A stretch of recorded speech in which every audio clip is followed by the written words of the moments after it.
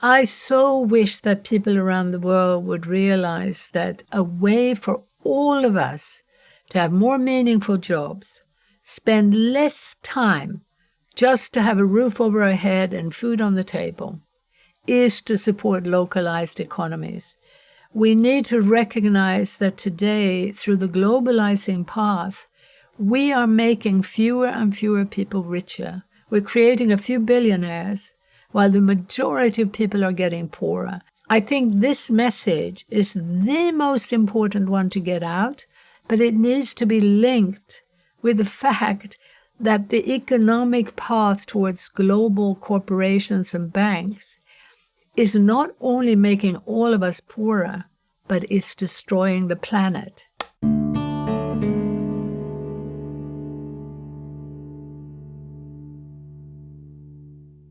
I grew up in Sweden, but my family was quite international, also English, German, and I lived in other countries. So I grew up with an interest in different cultures and a strong love of nature. It's a very strong part of Swedish culture. I studied linguistics at MIT with Noam Chomsky, and it was very interesting to learn from someone who was quite critical of U.S. foreign policy, and I was just as interested in his politics as I was in linguistics. Really, my interest from early childhood was in understanding different worldviews and different cultures and going inside the way of thinking to see the world. I was launched into political work because I ended up in a part of Tibet called Ladakh.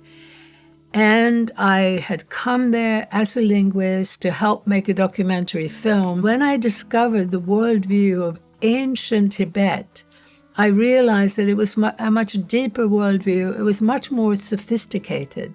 It was a worldview that recognized the importance of experiential knowledge, of more immediate knowledge of other people, of nature, and therefore was more aware of the complexities of life, of the fact that all of life is constantly changing.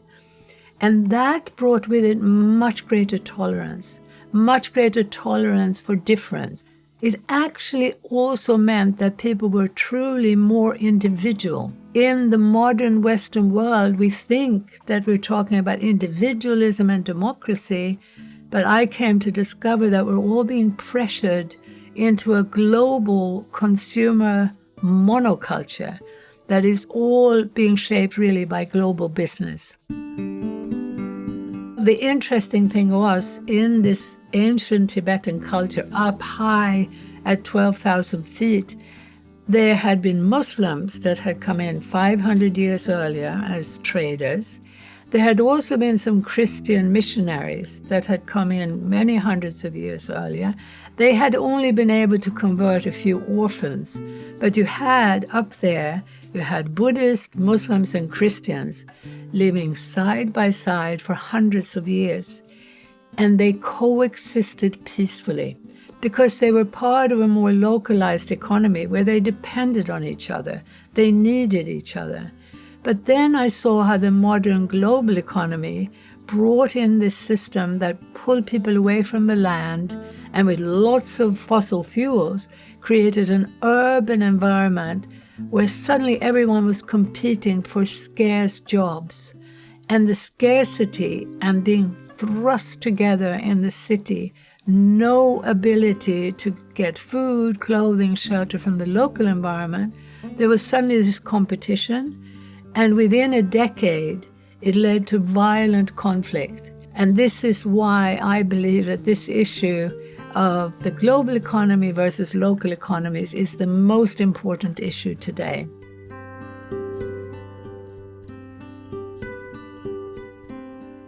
From my point of view, the biggest problem today is that we don't see our impact on nature and other people in our economic activity. When we go shopping in the supermarket, we don't know if on the other side of the world people have been poisoned, whether they've been treated like slave labor. So we can be really good people and have good values, both as a consumer and as a CEO. blindness, I believe, is what's killing us. And how do we get our vision back? That's the big question. In the global economy, the most disastrous thing that's happening is that our governments are using subsidies, taxes, and regulations to create more and more dependence on global trade. Now, what that means is that we are being educated and we are being legally pushed to produce for a global market instead of for our own regional or national market. As a consequence, today, identical food products are being imported and exported in larger and larger quantities. The U.S. exports about 3.5 billion tons of beef, turns around and imports about 3.5 billion tons of beef. The UK exports as much milk and butter as it imports. We have an economy where a local product costs a lot more than an imported product. That's because our governments have been locked into this idea that favoring global traders, which means global trading corporations that trade in meat and milk and money, the banks as well. So we have an artificial system that doesn't reflect the fact that an apple that's been sent to maybe South America to be washed and sent back again to North America, or that beef that's been imported from Argentina costs less than beef from a farm 1 mile away. This is a complete craziness.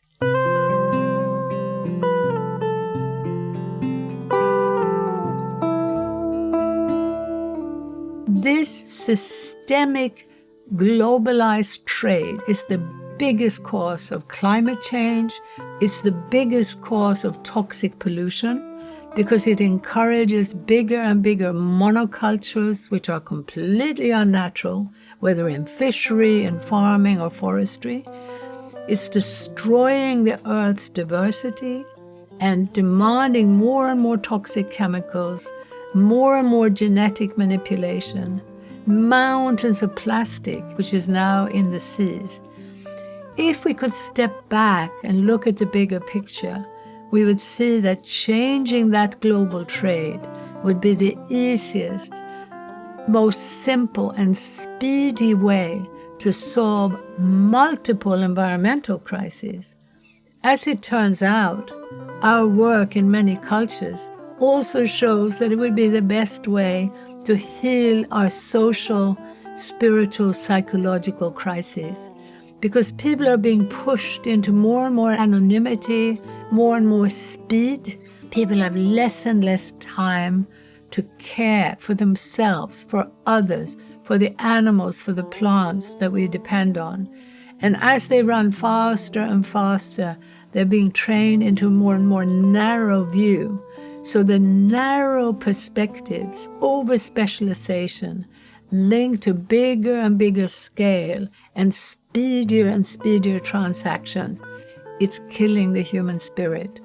We are seeing epidemics of depression, epidemics of anxiety, epidemics of violence. We need to shift towards slowing down and scaling down, but we need to do so quickly.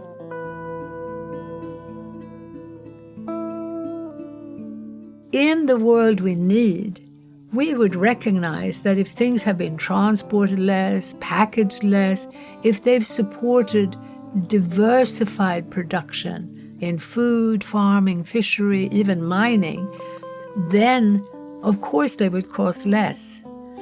It doesn't mean we can't have bananas in countries that can't grow bananas, but a banana that's been transported 1,000 miles will cost more than an apple that's been transported for 2 miles. So if we understand the truth and we realize that the prices in the marketplace are actually a political choice, it's something society should be involved in deciding, I can more or less guarantee that most people around the world would want to ensure that they have a range of food products from their region So if there's a climate disaster, if there's a financial problem, if there's COVID, we'll still be able to eat. But we won't have the bananas in cold climate, but we'll be able to eat. We want food security, and we want to enrich as much as possible the local, regional, and national economy and relegate trade to something that does bring luxuries, that does bring improvement, but it doesn't cost the earth, and it doesn't destroy jobs, and it doesn't make us all poorer.